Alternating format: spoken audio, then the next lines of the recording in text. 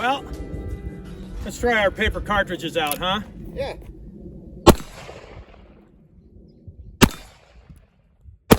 So this is the paper cartridge kit from Crossen Cartridge for the 36 caliber revolver. Now I bought both the 36 and the 44, but since I'm really on a 36 caliber kick, we're going to be making 36s. Now the kit comes with the mandrel, the powder measurer, and a funnel. I'm just going to use a glue stick to hold them together. It works well enough. I think John recommends using like nitrocellulose lacquer or something, but that's what I'm going to use.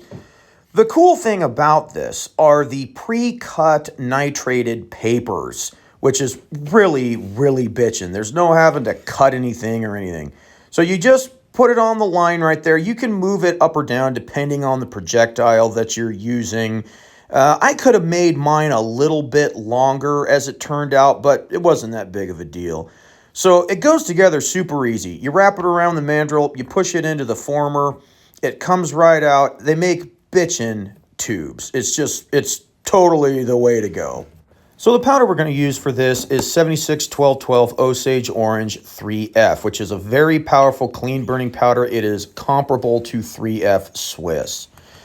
Now, his powder measure that comes in the kit is marked 16, which I'm assuming means 16 grains, but I did try it, and sure enough, I got, I think, 16.3 or 16.2 grains, which is a good sign. That means his powder measure is accurate and my powder is pressed to the appropriate density to be comparable to the commercial grade powders. So the projectile that we're going to use for these are the 140 grain Navy conicals from an Irisgon bullet mold. And this is a conical that I really am fond of. And it works really well in these, but I ended up having to lower the powder charge to about 15 grains just so I can get the most amount of contact on the heel of the projectile to glue it to the tube. You could, if you wanted to, make the tubes a little bit longer, but I just lowered the charge just a tad. Now I'm using my glue stick to attach it. Again, you could use whatever kind of glue you like. This stuff works just fine for me. I really don't have any complaints, and it dries fast, and it's cheap, and it's easy. So here's the finished product. After I have the projectile seated, I do just kind of roll it and give it a squeeze around the heel to make sure that the paper is glued to the projectile as best as I can get it. But that is pretty much it. Now, typically I would dip lube all of these, but I neglected to do that because I got them in the mail. I assembled 24 of them, and Derek and I went out the next morning to go give them a try. So I didn't do that part. But since these projectiles don't have a lube groove anyway, it's not really the end of the world. I just apply some lubricant in the field after it's ready to go. Don't these make attractive looking paper cartridges? Look at those things. Yeah, they do. Aren't those nice? Very nice. And man, I tell you what, the great thing about these is the pre-cut nitrated papers. Man, that's really bitchin'. There's no having to cut out stuff and all of that. And they're already nitrated. Oh, they are? Yeah, they're nitrated. He nitrates them. So I have both my 1861 Navies out here. I have my original and I have my Uberti. And we'll just test out these paper cartridges really quick and see how they do. Let me run some caps through these really quick. So let's see how these things fit here, huh? I could pick one up with my greasy fingers. But they do make attractive looking paper cartridges, man. Mm-hmm. Let's see here. And just like that. Oh yeah, look at that right there. Quite nice.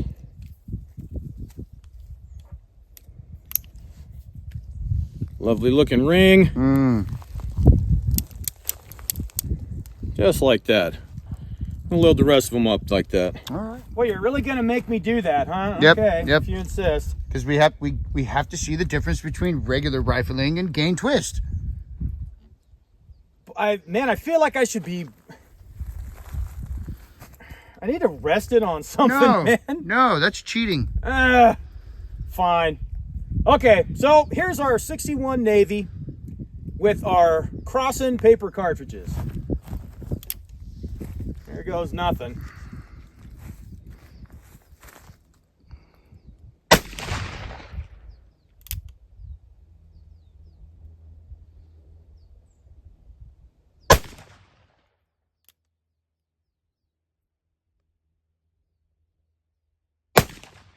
Oh, I don't know about that one.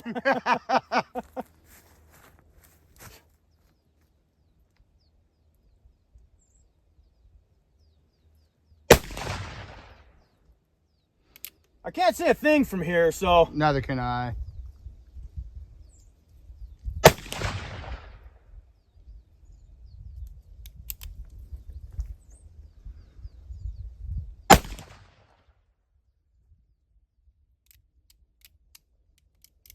Well, they all went off. No trouble at all. Think any of them were even close to that card up there? No, but let's go find out. Let's go have a look. Yeah, okay. 1, 2, 3, 4, 5. Oh, 6? Yeah, look, that looks like it. 1, 2, 3, 4, 5, 6. Oh man, I was expecting way worse. I was expecting way worse. All right, now we'll try the original cold, huh? Yeah, all right, so they seem to fit in the original a little bit better. Yeah. A little bit more room for those.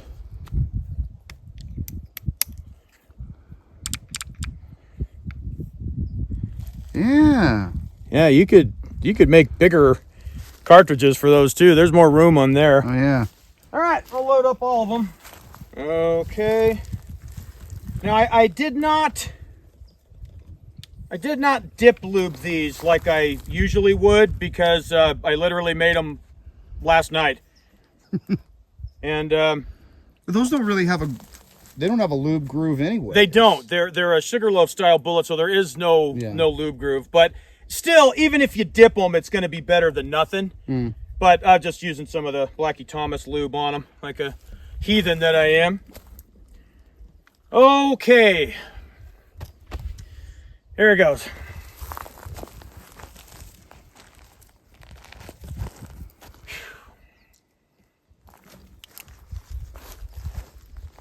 Yeah, that front sight's a little hard to see.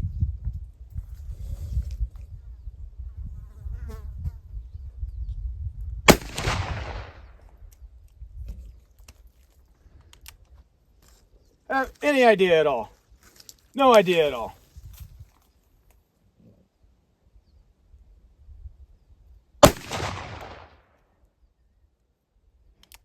Looks like it's barking pretty good though. Yeah.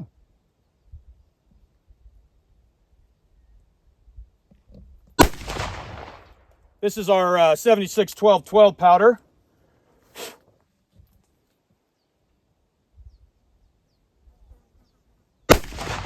Yeah, I don't know about that one. There's always at least one, you know? Oh yeah. Felt pretty good. Got one more.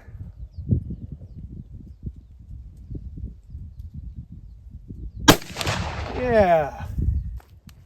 Well, those are going off just fine. No trouble at all. Yeah, man, that thing runs. No trouble at all. Man, I do really like this thing. Mm-hmm. I mean, I like my Uberti too, but my Uberti I could beat on. Yeah. You know, that's this isn't something I want to beat on. true. So, I'll tell you what, let's go look at the target and then we'll take these apart and see if there's any leftover paper inside of them, huh? Okay. Still didn't hit the card. That's okay. Boy, I had a couple of really low ones here, which I'm aiming somewhere around here because I know it hits a little high into the left. But at this distance, Derek, with my lousy shooting, I can't see any difference between gain twist or standard.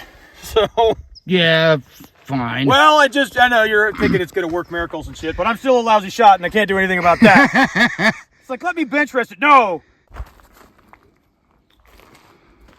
All right, so in our Uberti, we don't have any left over. And this one here just got a little bit right there. Which, again, it isn't really uncommon. It usually has to do with how much glue you apply. That's why you got to use that. You got to use that NC lacquer. Well, at least the lacquer will burn. See, that's all that was left in that one right there. And I bet you, I've never had this happen, where I'm using paper cartridges and one doesn't go off because it's clogged. Yeah. Usually a little bit of paper in there is not going to stop it, at least in my experience. But yeah, those things look like they're working just fine, Derek. Yeah. So I say we shoot the rest of them. Yeah.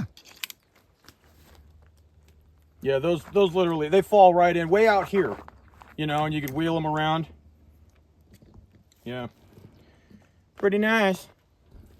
Look at how fast he loads this up compared to the Uberti.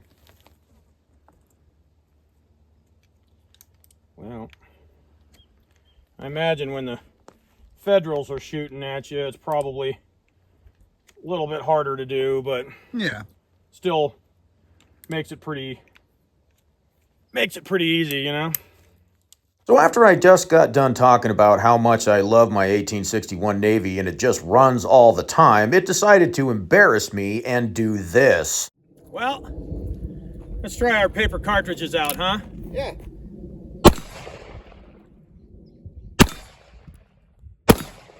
So out of nowhere, my original started spitting the wedge out with every shot, which was embarrassing to say the least. And also, I'm confident it has absolutely nothing to do with the paper cartridges. It's just my luck and my firearm, and that's how things usually go with me.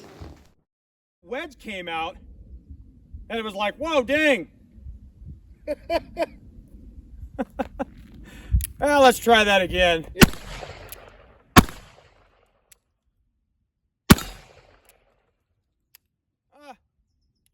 Am I out? I'm not out, am I? Nope, I saw one. I had to hit it twice. I think I still got a couple left in this one.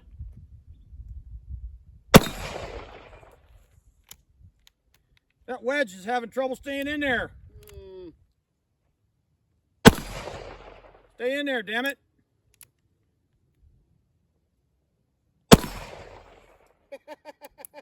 It was running so good. Yeah, well. Yeah, it's spitting the wedge out. Yeah, So, I see that. that's okay. I'm sure somebody will yell at me for beating on it. Oh yeah.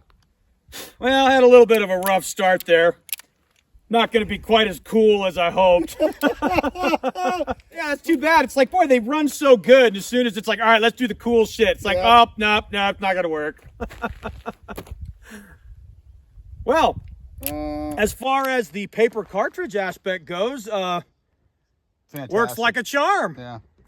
And man, I really like being able to just buy the nitrated paper cartridges all cut. Well, the envelopes or whatever, the papers. That's pretty bitchin'. And works just as well in the original as it does in the Uberti.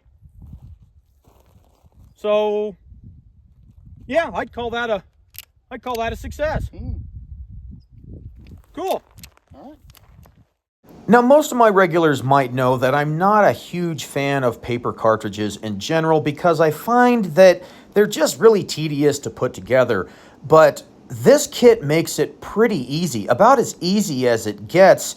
And it's not really the tools or the equipment that you use to make them. The mandrel and the former and all that are just 3D printed. It's the pre-cut, pre-nitrated papers. That really cuts a lot of the time and tediousness down of making paper cartridges. So overall, I'm really happy with it, and I think I'm just gonna buy these papers from him from now on. I do make and use paper cartridges, but they're just really more tedious than I care to deal with most of the time. And it's cutting out the papers and the bottoms that I really just kind of dislike. So in my opinion, I think this kit is great, and it really has to do with the papers that he offers. So, as usual, folks, if you thought this video didn't suck, do me a favor and hit the like button, consider subscribing, and if you did think it sucked, go make your own damn video.